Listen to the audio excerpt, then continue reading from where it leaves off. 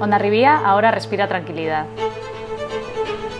pero hace muchos años fue un nido de piratas.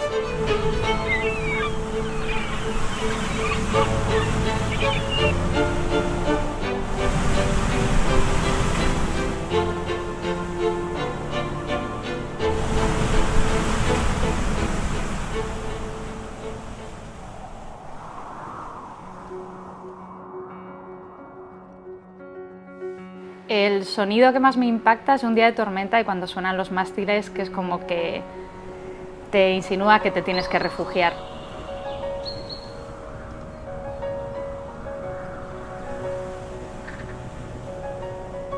Aquí yo trato de venir hasta antes de que vengan mis compañeros, disfrutar del amanecer aquí y estar un rato en silencio, tanto un ratito fuera como dentro de la cocina. Es un espectáculo, la verdad, estar aquí dentro y escuchar el tintineo ese de clink, clink, clink, clink. Y las gaviotas cuando también vienen a refugiarse de la tormenta. Toda la luz que entra, el poder ver desde la cocina el mar y ver Larún, incluso nevado muchas veces, o impactarte cuando Francia desaparece entre la niebla, ¿no? Que muchas veces parece que se acaba el mundo ahí. El clima de aquí es muy cambiante. Ahora puede estar diluviando, pero en una hora se abre un claro de luz y el cielo te regala un espectáculo. Hondarribia siempre ha sido un puerto refugio. Ya en época romana lo usaban para guarecerse de los temporales del Cantábrico. La bahía de la ciudad sufría constantes ataques por parte de los corsarios. Por ello, hace 400 años se construyó el castillo de San Telmo. En Hondarribia lo llamamos el Castillo de los Piratas. Es un castillo lleno de mitos y leyendas. Se rumorea que en 1611 una niña vio salir volando a una mujer montada en una escoba. Le acusaron a ella y a otras 3 mujeres de brujería y artes oscuras. Se cuenta que las encerraron en las mazmorras de este castillo, pero al final fueron liberadas por falta de pruebas.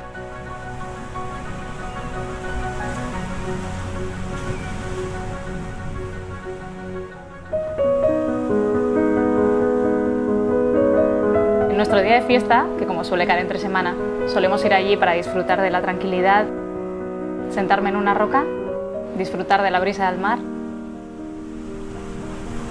y imaginarnos todas esas historias que rodean el castillo.